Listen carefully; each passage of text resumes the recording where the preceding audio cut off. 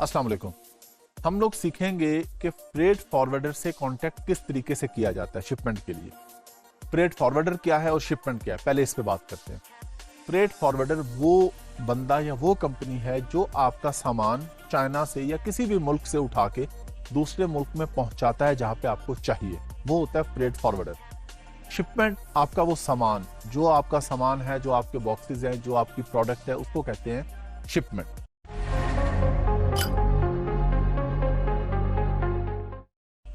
अब आप freight forwarder कहां से ढूंढेंगे? ट्रस्टवर्दी फ्रेट फॉरवर्डर आप कहां से ढूंढेंगे? गूगल पे आप चले जाएंगे, आपको बहुत से मिल जाएंगे। हो सकता है आप एक फ्रेट फॉरवर्डर से राब्ता करें, वो आपका सामान उठा के गायब हो जाए, आपको पता ही ना चले। तो हम ये कैसे मेक श्योर करेंगे कि वो बंदा ठीक हो, हमारा सामान हमें मिल जाए? आपने इस बात का जरूर ख्याल रखना है कि इस तरह किसी के कहने पे किसी भी थर्ड पर्सन से फ्रेट फॉरवर्डर की सर्विसेज आपने नहीं लेनी, अनलेस कि आप पर्सनली उसे जानते हैं या कोई गारंटी है।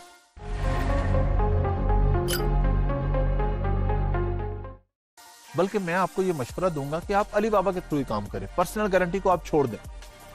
आपका क्लाइंट है, यूके में आपके क्लाइंट बैठा है, $50,000 की उसकी इन्वेस्टमेंट है, आप अपनी गारंटी पे फ्रेट फॉरवर्डर ले ले चंद पैसे बचाने के लिए या खुद कुछ कमीशन लेने के लिए, और उसके सारे पैसे डूब जाए, प्रोडक्ट गायब हो जाए, आप कुछ भी नहीं कर सकें।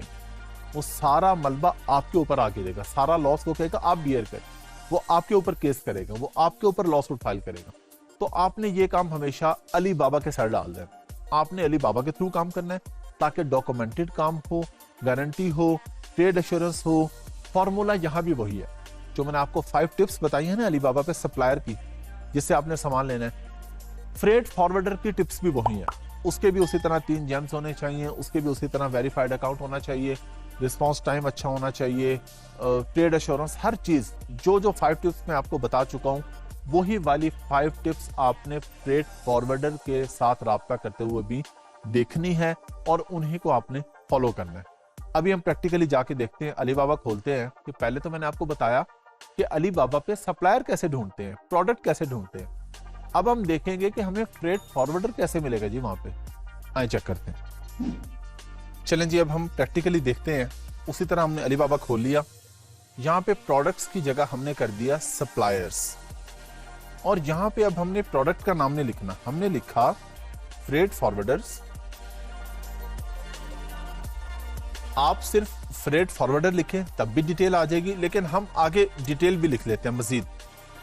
चाइना टू, हम कहते हैं जी हमारा क्लाइंट यूके में है जी, China to UK, Amazon FBA लिख लें या चाइना टू यूके लिख लें। उसके बाद हमने एंटर कर दिया तो हमारे सामने ये फ्रेट फॉरवर्डर्स की डिटेल्स आना शुरू होगी। यहाँ पे वही चीजें हमारे पास, ये देखें जेम्स, बल्कि इसके पास तो 5 है, बहुत ही अच्छा, और ये वेरीफाइड भी है, 7 इयर्स भी हो गए हैं। तो जो मैंने आपको टिप्स बताई थी उस क्राइटेरिया पे ये बंदा पूरा उतर रहा है। अच्छा, अब इसमें हमारे पास नीचे डिफरेंट लोग आ रहे हैं, हम किसी से भी राब्ता कर लेंगे। एक चीज जो यहाँ पे बहुत इंपॉर्टेंट है कि आपने जब इससे कॉन्टेक्ट करना है तो आपने इसको CBM और प्रोडक्ट का वेट देना है, टोटल वेट देना है, तब आपको कोटेशन मिलेगी।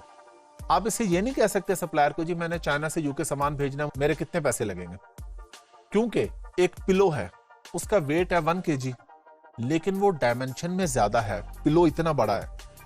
एक ग्लास है, मैं कहता हूं बहुत हैवी ग्लास है, उसका वेट भी 1 kg है, तो रेट बराबर नहीं होगा।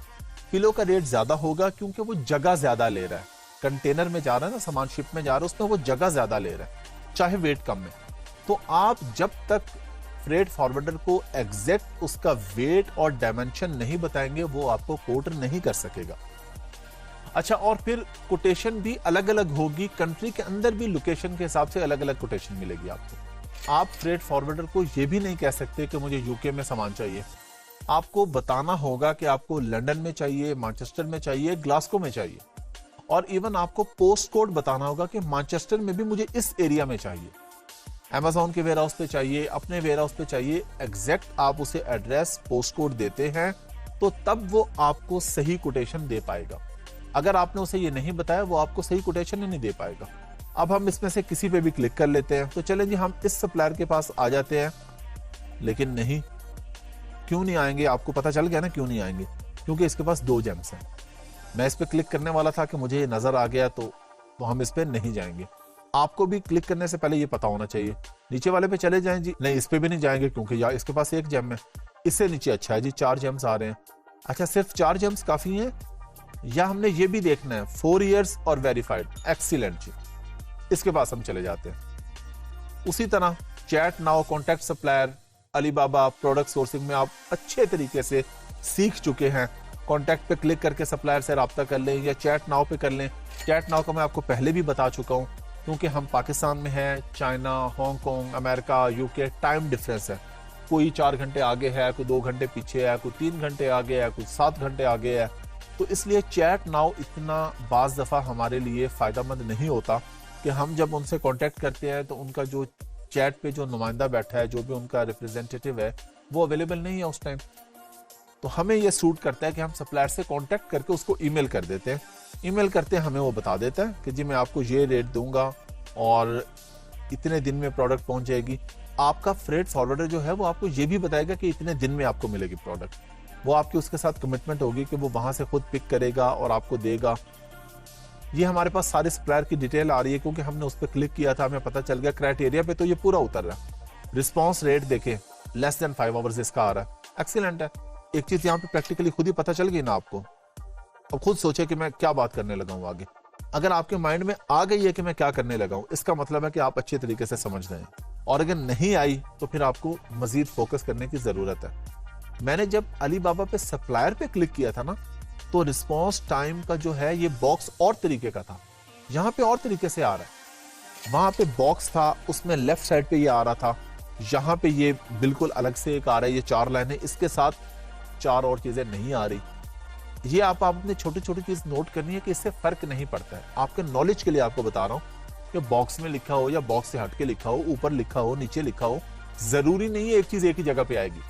अब आप में से कोई बंदा आके इस पे क्लिक करे और वो कहे जी वो रिस्पॉन्स टाइम तो ऊपर एक बॉक्स में आता था, ये सर ने क्या बता दिया जी, यहाँ पे तो आ नहीं रहा। तो मैंने आपको बताया थीम चेंज होती है, बाज दफा कुछ पेज पे और आ रहा है, किसी पेज पे और आ रहा है, इंटरफेस चेंज होता है, कुछ भी चीज होती है। तो ये आपका काम है मेहनत से, गौर से, फिक्र से काम करना कि आपको पता हो कि क्या बात हो रही।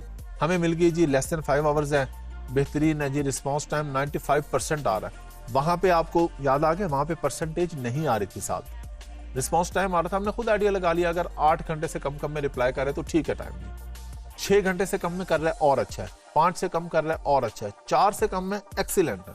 रिस्पॉन्स रेट हमारे पास 95% आ रहा है, एक्सीलेंट है। ट्रांजैक्शन इसकी 6,40,000 से ऊपर हो चुकी है। टोटल जो अमाउंट है, ट्रांजैक्शन जो नंबर है वो 478 है, यानी 478 लोगों का सामान ये चाइना से उठा के किसी भी मुल्क में पहुंचा चुका है। तो हम इस पे ट्रस्ट कर सकते हैं कि इसने 478 लोगों का सामान पहुंचाया है और सही पहुंचाया, तो इसके पास जेम्स अच्छे आ रहे हैं, इसके पास रिव्यूज अच्छे हैं, इसके पास पेमेंट्स आई हुई हैं, तो आखिर इसका काम अच्छा है, तो इसके पास पेमेंट्स भी आ रही है और रिव्यूज भी अच्छे आ रहे हैं। तो इस तरीके से आप किसी भी सप्लायर से कांटेक्ट करना चाहें तो आप इसी तरीके से करेंगे।